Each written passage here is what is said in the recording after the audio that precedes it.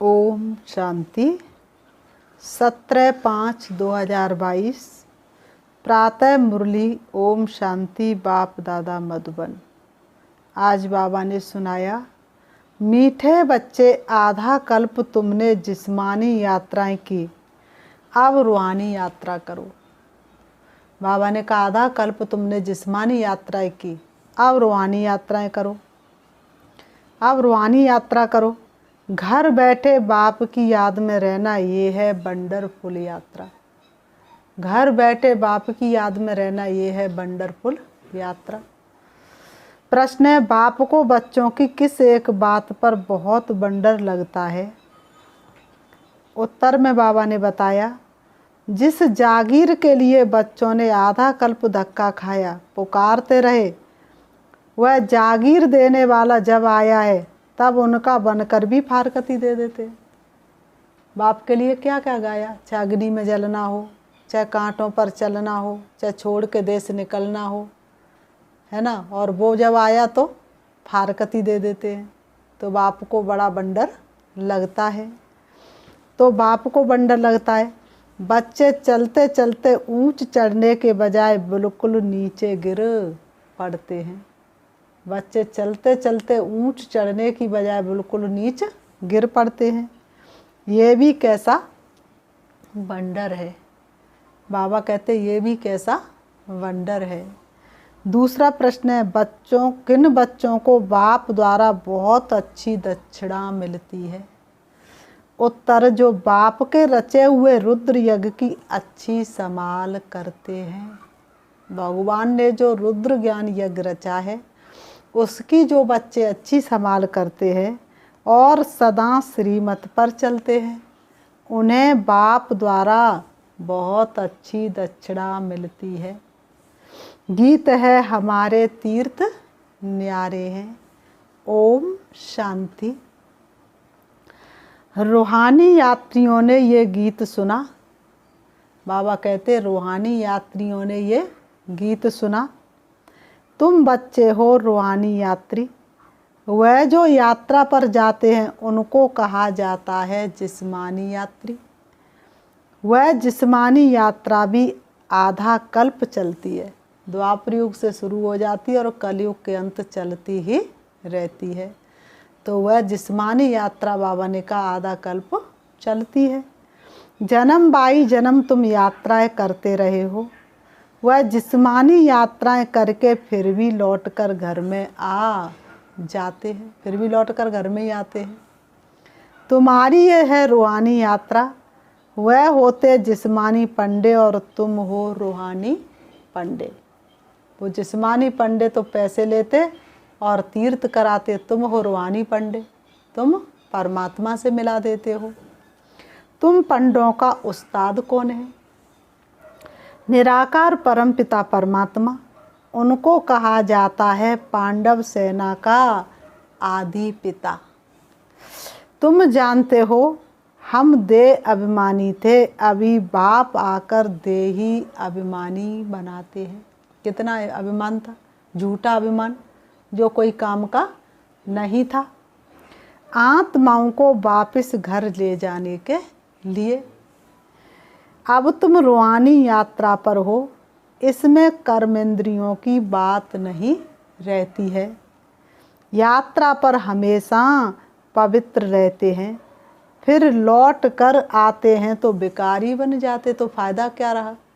यात्रा पर रहे तब तक पवित्र रहे और लौट कर बेकारी बन गए तो फिर पवित्र रहने का क्या फ़ायदा रहा? थोड़े दिन के लिए लहसुन प्याज भी छोड़ देंगे, आकर के वही खाना शुरू कर देंगे। तो थोड़े दिन के लिए छोड़ा तो क्या फ़ायदा हो गया? कुछ नहीं। यात्रा पर जाना भी गृहस्थियों को है। बाबा कहते यात्रा पर जाना भी गृहस्थियों को है। निवृत्ति मार्ग वास्तव में गृहस्थ धर्म से न्यारा है। बाबा ने कहा यात्रा पर ले जाने वाले हमेशा ब्राह्मण होते हैं, पवित्र रहते थे। अब तो वो भी पतित हो गए, अब तो धंधा बना लिया है। गीत भी है, 4 धाम में फेरा किया परंतु फिर भी बाप से दूर रहे। गीत भी है ना, चारों तरफ लगाए फेरे और फिर भी दूर रहे भगवान से। सारी दुनिया में फेरा लगा दिया, लेकिन भगवान का तो सत्य परिचय हमारे पास था ही नहीं, इसलिए भगवान से हम मिल नहीं सके। अब बाप यात्रा पर ले जाने के लिए तुमको पवित्र बनाते हैं। शिव बाबा यात्रा पर ले जाने के लिए तुम बच्चों को पवित्र बनाते हैं। मुक्ति धाम, जीवन मुक्ति धाम में ले जाएंगे। शिव बाबा मुक्ति धाम में ले जाएंगे और फिर जीवन मुक्ति धाम में ले जाएंगे। फिर इस पतित दुनिया में तुम बच्चों को आना नहीं है। ये जन्म अब सफल हो तुम्हारा, प्यास जन्मों की अब बुझ रही है, तो यही एक जन्म है सफल करने का। इसके बाद तुम्हें कलयुग में जन्म नहीं लेना है, डायरेक्ट सतयुग में जाना है। वह जिस्मानी तीर्थ करके लौट आकर गंदे धंधे करते हैं। परिवर्तन तो कुछ होता ही नहीं, क्योंकि ना आत्मा का ज्ञान ना परमात्मा का ज्ञान। परिवर्तन कौन कराए, जैसे कि तैसे बन जाते हैं। यात्रा पर क्रोध की भी मना करते हैं। खास वह टाइम पतित नहीं बनते हैं। 4 धाम की यात्रा करने में 3-4 मास लग जाते हैं। बाबा ने कहा 4 धाम की यात्रा करने में 3-4 मास लग जाते हैं। अभी तुम जानते हो हम आत्माएं जा रही हैं। बाप का फरमान है जितना हो सके मेरी याद में रहो। बाप का फरमान है मीठे बच्चे, जितना हो सके तुम मेरी याद में रहो और मुझे ही याद करो। ये है मुक्ति धाम की यात्रा। तुम वहाँ जा रहे हो, वहाँ के रहवासी हो। बाबा ने कहा तुम कहाँ के रहवासी हो? परम धाम के रहवासी हो। बाप रोज रोज कहते हैं मुझे याद करो तो विक्रम विनाश होंगे। शिव बाबा रोज रोज कहते मीठे बच्चे तुम मुझे याद करो तो तुम्हारे विक्रम विनाश होंगे और तुम आगे जाते रहेंगे। घर बैठे तुम ये यात्रा करते हो तो वंडरफुल यात्रा हुई ना। बाबा ने कहा घर बैठे तुम ये यात्रा करते, तुम्हें बाहर जाने की कोई ज़रूरत नहीं, तो ये वंडरफुल यात्रा हुई ना। योग अग्नि से सब पाप कटते हैं। बाबा ने कहा योग अग्नि से सारे पाप कटते हैं। आधा कल्प तुमने जिस्मानी यात्रा की है। पहले अव्यभिचारी यात्रा थी, फिर व्यभिचारी यात्रा हुई है। पूजा भी पहले एक शिव की ही करते हो। द्वापर युग की शुरुआत में सबसे पहले किसकी पूजा की? एक शिव की। राजा विक्रमादित्य ने सोमनाथ का मंदिर बनाया और शिव की पूजा शुरू की। तो बाबा ने कहा पूजा भी पहले एक शिव की ही करते हो, फिर ब्रह्मा विष्णु शंकर की, फिर लक्ष्मी नारायण आदि की। जैसे जैसे सीढ़ी नीचे उतरते गए और पूजा भी गिरती गई। अभी तो देखो कुत्ते बिल्ली ठिक्कर बित्तर आदि सबको पूजते रहते हैं। अब बताओ इतनी आत्मा की शक्ति कम हो गई, ये भी समझ नहीं कि कुत्ता बिल्ली पूजने से क्या प्राप्त होगा। बाप समझाते बच्चे ये सब है गुड़ियों की पूजा। शिव बाबा के और देवी देवताओं के ऑक्यूपेशन को जानते नहीं है। गुड़ियों का ऑक्यूपेशन नहीं होता है। शिव बाबा के ऑक्यूपेशन को ना जानना वह जैसे पत्थर पूजा हो गई। जिसकी पूजा कर रहे उनके ऑक्यूपेशन को तो जानना चाहिए ना।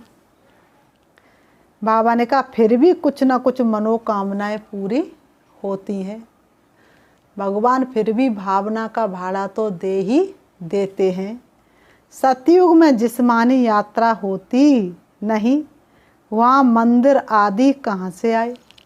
बाबा कहते सतयुग त्रेता में मंदिर आदि कहाँ से आए? मंदिर में किसको बिठाएंगे? लक्ष्मी नारायण तो स्वयं राज्य ही कर रहे हैं, तो लक्ष्मी नारायण को तो बिठा नहीं सकते, तो किसको बिठाएंगे? बाबा ने कहा वहाँ मंदिर आदि कहाँ से आए? ये तो है भ्रष्टाचारी दुनिया। अपने को पतित समझते हैं, तब तो पावन होने के लिए गंगा स्नान करने जाते हैं, लेकिन गंगा स्नान करने से तो पावन हो नहीं सकते। कुंभ के मेले का भी राज समझाया है, ये है सच्चा सच्चा संगम। कुंभ के मेले का भी राज समझाया है, ये है सच्चा सच्चा संगम। गाया भी जाता है, आत्मा परमात्मा अलग रहे वो काल, सुंदर मेला कर दिया जब सतगुरु मिला दलाल। सतगुरु पतित पावन दलाल के रूप में आकर मिलते हैं। सतगुरु से बाबा दलाल के रूप में सतगुरु पतित पावन दलाल के रूप में मिलते हैं। उनको अपना शरीर तो है नहीं, इस दलाल द्वारा तुम आत्माओं की अपने साथ सगाई कराते हैं, अथवा बच्चों को अपना परिचय देते हैं। बच्चे मैं आया हूँ तुमको शांति धाम की यात्रा पर ले जाने से। बाबा कहते हैं बच्चे मैं आया हूँ तुमको शांति धाम की यात्रा पर ले जाने, पावन दुनिया में ले जाने। बच्चे जानते हैं भारत पावन था, एक ही आदि सनातन देवी देवता धर्म था, आर धर्म नहीं था। सतयुग त्रेता में आर धर्म नहीं था। आर और अनार्य, अगर देवताओं को आर कहें तो आर धर्म में राज्य कौन करते थे? आर कहा जाता है पढ़े हुए को। इस समय सब आर अनपढ़े हैं, भले ही शास्त्रों का ज्ञान है, किताबों का ज्ञान है, डॉक्टरी का ज्ञान है, लेकिन मनुष्य से देवता बनने का तो ज्ञान है नहीं। तो ये ज्ञान किस काम का? इस ज्ञान ने तो अहंकार पैदा कर दिया, जो आपस के प्यार को ही खत्म कर दिया। बाप दादा को जानते ही नहीं, ऊंचे ते ऊंच है ही से बाबा। फिर ब्रह्मा विष्णु शंकर, फिर प्रजापिता ब्रह्मा, तो जगत अम्बा भी प्रजा माता ठहरी। बाबा ने कहा जगत अम्बा भी प्रजा माता ठहरी। इन द्वारा ब्राह्मणों की रचना होती है। ये है एडॉप्टेड चिल्ड्रेन। कौन एडॉप्ट करते हैं? परम पिता परमात्मा आकर के ब्रह्मा के द्वारा हमको एडॉप्ट करते हैं, अपनी गोद में बिठाते हैं। तुम जानते हो हम उनकी संतान हैं, हम शिव बाबा की संतान हैं। निराकार है वो, हम भी निराकार हैं। हमने शरीर का आधार लिया, अब वो हमें गोद में कैसे बिठाएगा? इसलिए ब्रह्मा के तन के द्वारा हमें अपनी गोद में लेता है। परंतु बाप को भूल आरपन बन पड़े हैं, गॉड फादर का कोई भी ऑक्यूपेशन नहीं जानते। भगवान आकर के क्या करते ये कोई मनुष्य नहीं जानते। बाप आकर फिर ऐसे को पावन बनाते हैं। बाप ही तुम बच्चों को पवित्रता की शिक्षा देते हैं। शिव बाबा ही आकर के तुम बच्चों को पवित्रता का पाठ पढ़ाते हैं। अब जहाँ जाना है उसको याद करना है। माया घड़ी घड़ी भुला देती है। तुम याद करने की कोशिश करते, लेकिन तुमको माया घड़ी घड़ी भुला देती है। युद्ध का मैदान है ना, बाबा कहते ये युद्ध का मैदान है ना। तुम बाप के बनते हो, माया फिर अपना बनाती है। तुम शिव बाबा का बनते, फिर माया तुमको अपना बनाती है। प्रभु और माया का नाटक है। बाबा का बनकर फिर आश्चर्यवत सुनंती कथनती और भागंती हो जाते हैं। शिव बाबा का बनने के बाद आश्चर्यवत सुनते हैं और कहते हैं, फिर भाग जाते हैं। माया बड़ी पहलवान है, कम नहीं है, बड़ी पहलवान है। ये बुद्धि योग बल्कि युद्ध बाप के सिवाय कोई सिखला ना सके। सर्वशक्तिवान बाप से योग लगाने से ही ताकत मिलती है। तुम जानते हो अब पवित्र बन फिर वापस घर जाना है। यहाँ पाठ बजाने के लिए ये शरीर लोन लिया है। हमने 84 जन्म पूरे किए। ये है पिछाड़ी का छोटा सा महान कल्याणकारी संगम युग। तुम सब ज्ञान गंगाएं ज्ञान सागर से निकली हो। बाबा कहते तुम सब ज्ञान गंगाएं ज्ञान सागर से निकली हो। बाप कहते बाप को याद करते रहो तो तुम्हारी आयु भी बढ़ेगी और भविष्य 21 जन्मों के लिए भी तुम अमर बनेंगे। इस जीवन में भी तुम्हारी आयु बढ़ती जाएगी और भविष्य में तुम 21 जन्मों के लिए अमर बन जाएंगे। अकाल मृत्यु कभी वहाँ होगी नहीं। सतयुग त्रेता में अचानक किसी का शरीर छूटेगा नहीं। बाप के सामने बेटे का शरीर कभी छूटता नहीं है। समय पर आप ही एक शरीर छोड़ दूसरा लेते हो। चलते चलते बाप की याद में रहना है। बाबा कहते चलते फिरते शिव बाबा की याद में रहना है। इस याद से तुम सृष्टि को पवित्र बनाते हो। बाप आए ही हैं पावन बनाने। तुम जितना सृष्टि को सहयोग देंगे उतना ही तुम्हारा हिसाब किताब चुकतू होता चला जाएगा। बाबा ने कहा तो बाबा कहते बाप आए ही हैं पावन बनाने।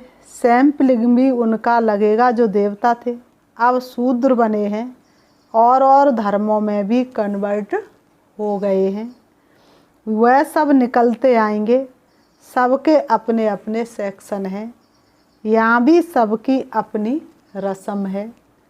ये आदि सनातन देवी देवता धर्म का सैंपलिंग लग रहा है।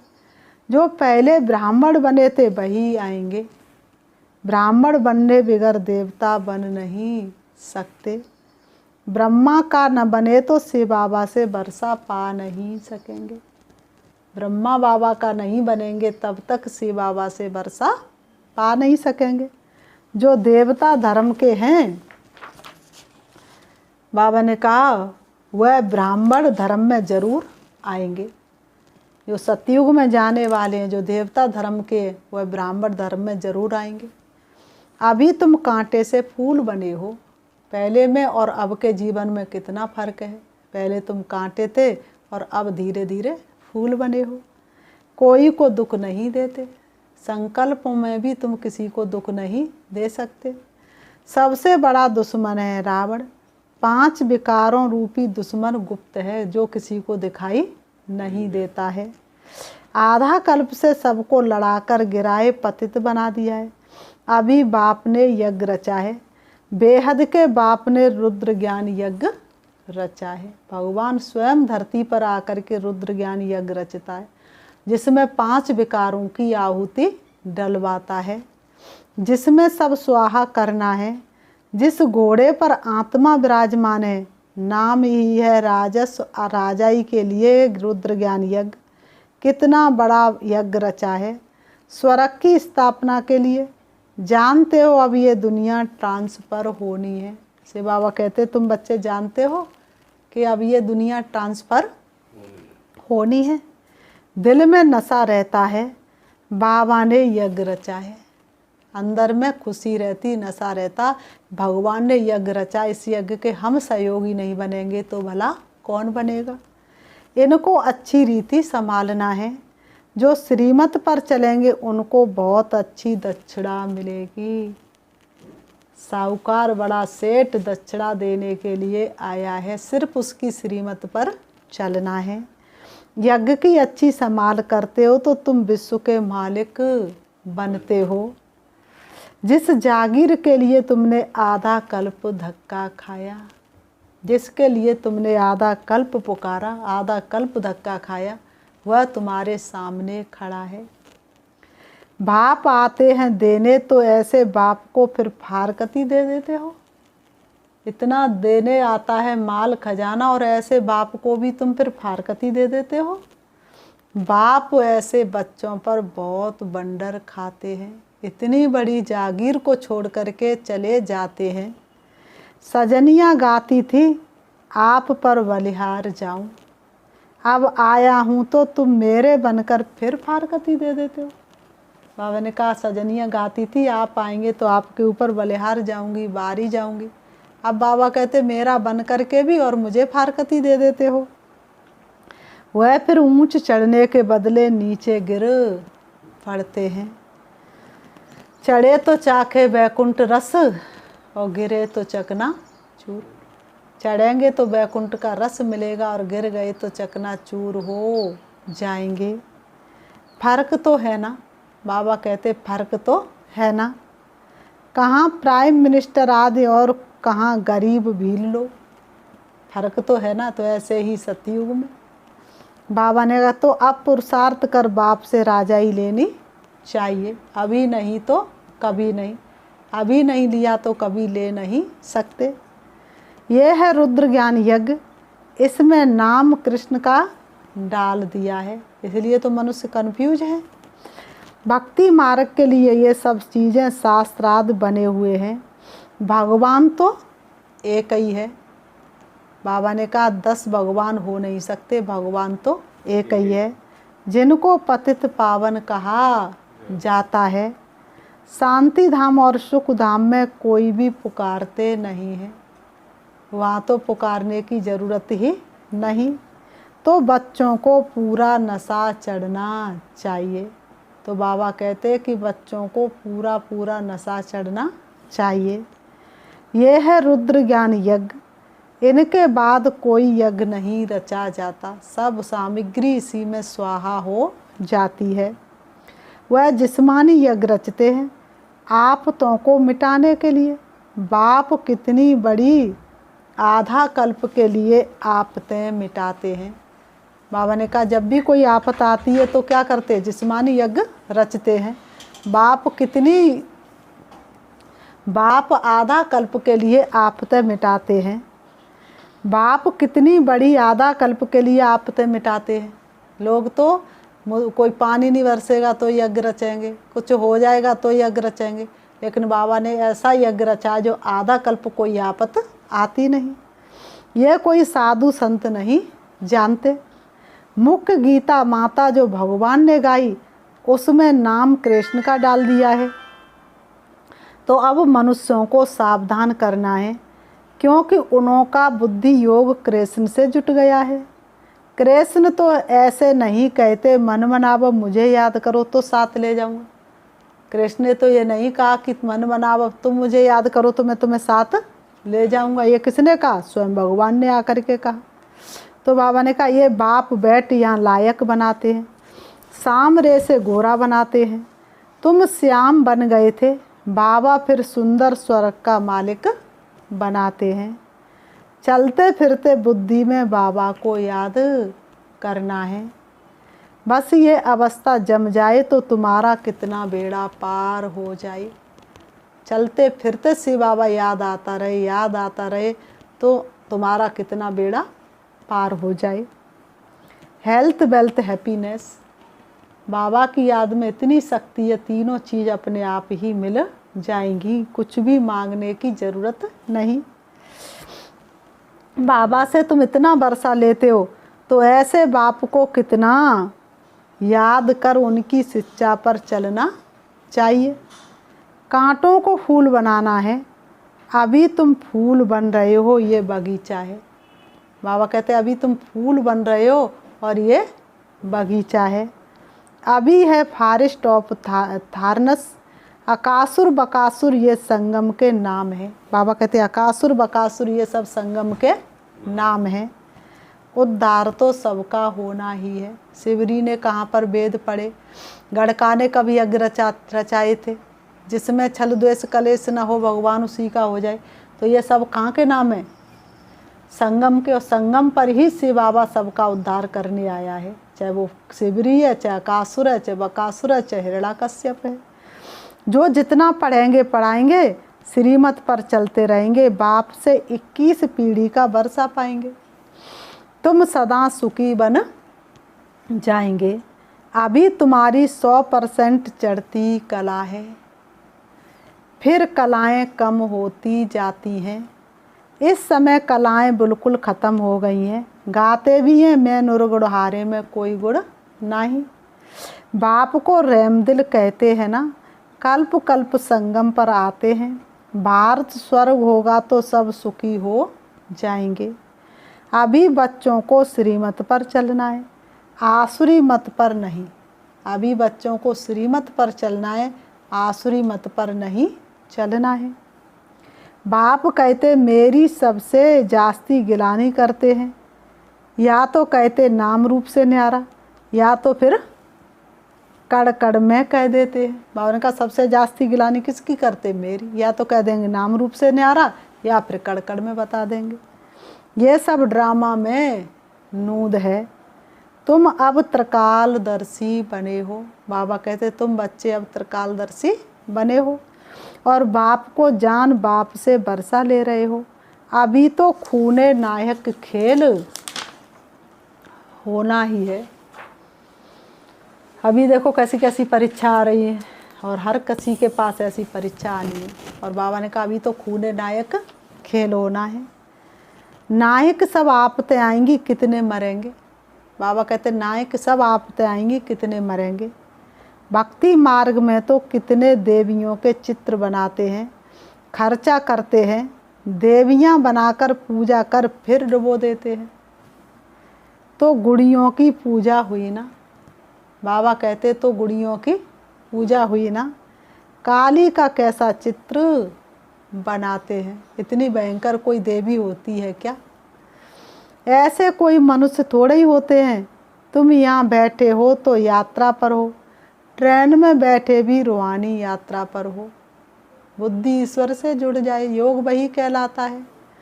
बुद्धि यात्रा पर लगी हुई है। अगर बुद्धियोग लगा हुआ नहीं है तो वह टाइम वेस्ट हो जाता है, तो टाइम बर्बाद हो रहा है। बाप के अलावा और किसी को याद कर रहे हो तो तुम्हारा टाइम बर्बाद ही हो रहा है। बाप कहते टाइम वेस्ट नहीं करना, तुम्हारा टाइम बहुत वैल्यूबल है। सेकंड भी कमाई बिगर छोड़ो नहीं। बाप तो फुल पुरुषार्थ कराते हैं। बाबा ने विश्व को स्वर्ग बनाने के लिए ये यज्ञ रचा है। बाबा बाबा करते रहना है तो बेड़ा पार होगा। बाबा ने कहा बाबा बाबा करते रहेंगे तो बेड़ा पार होगा। हम ब्राह्मण हैं, हमारे ऊपर बहुत बड़ी जिम्मेवारी है। हम ब्राह्मणों के ऊपर बहुत बड़ी जिम्मेवारी है। बाप कहते बच्चे आत्माभिमानी बनो। मनसा वाचा कर्मणा किसको दुख नहीं देना है। मनसा वाचा कर्मणा किसी को दुख नहीं देना है। बहुत मीठा बनो। क्रोध से बड़ी डिससर्विस कर लेते हो। संपूर्ण तो कोई बने नहीं है। भूत पड़े। बाबा कहते हैं ये पांचों भूत जो है ना वो बड़े खराब हैं। फिर बाबा ने कहा अच्छा मीठे मीठे सिकीलते बच्चों प्रति माता पिता बाप दादा का याद प्यार और गुड मॉर्निंग। रूहानी बाप की रूहानी बच्चों को नमस्ते। हम रूहानी बच्चों की रूहानी बाप दादा को याद प्यार और नमस्ते नमस्ते नमस्ते नमस्ते। धारणा के लिए मुख्य सार नंबर 1, ये टाइम बहुत वैल्यूबल है। बाबा ने कहा ये टाइम बहुत वैल्यूबल है। कल कल करती पल पल बहती समय की नदियाँ गाए। सच्ची कमाई कर लो भाई, जीवन बीता जाए ये घड़ी लौट ना आए। तो ये टाइम बहुत वैल्यूबल है, इसलिए एक सेकंड भी इसे कमाई बिगर नहीं छोड़ना है। संगम का एक पल भी खोना नहीं और बीज गलत कर्मों के बोना नहीं। आत्म अभिमानी रहने का पूरा पुरुषार्थ करना है। आत्म अभिमानी रहने का पूरा पुरुषार्थ करना है। नंबर 2, चलते फिरते बाप को याद कर अपनी अवस्था जमानी है। चलते फिरते बाप को याद कर अपनी अवस्था जमानी है। बहुत मीठा बनना है, किसी को भी दुख नहीं देना है। वरदान अर्थात विधि द्वारा व्यर्थ को समाप्त कर नंबर 1 लेने वाले परमात्म सिद्धि स्वरूप भव। अर्थात विधि द्वारा व्यर्थ को समाप्त कर नंबर 1 लेने वाले परमात्म सिद्धि स्वरूप भव। स्पष्टीकरण, जैसे रोशनी से अंधकार स्वतः खत्म हो जाता है, ऐसे समय संकल्प श्वास को सफल करने से व्यर्थ स्वतः समाप्त हो जाता है। बाबा ने कहा क्योंकि सफल करने का अर्थ है श्रेष्ठ तरफ लगाना। तो श्रेष्ठ तरफ लगाने वाले व्यर्थ पर बिन कर नंबर 1 ले लेते हैं। बाबा ने कहा उन्हें व्यर्थ को स्टॉप करने की सिद्धि प्राप्त हो जाती है। वह 1 सेकंड में व्यर्थ को स्टॉप कर देते हैं। यही परमात्म सिद्धि है। वह रिद्धि सिद्धि वाले अल्पकाल का चमत्कार दिखाते हैं। कभी कुछ निकालेंगे, कभी कुछ निकालेंगे, और आप यथार्थ विधि द्वारा परमात्म सिद्धि को प्राप्त करते हो। स्लोगन: अपकारी पर भी उपकार करने वाला ही ज्ञानी तू आत्मा है। अपकारी पर भी उपकार करने वाला ज्ञानी तू आत्मा है। अच्छा, ओम शांति।